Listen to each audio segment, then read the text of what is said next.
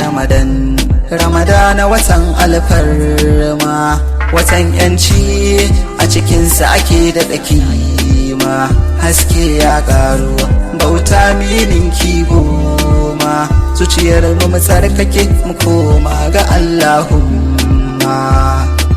Rahama kai mana ya falfuka na albarkacin watan Ramadana, albarkacin watan Ramadana.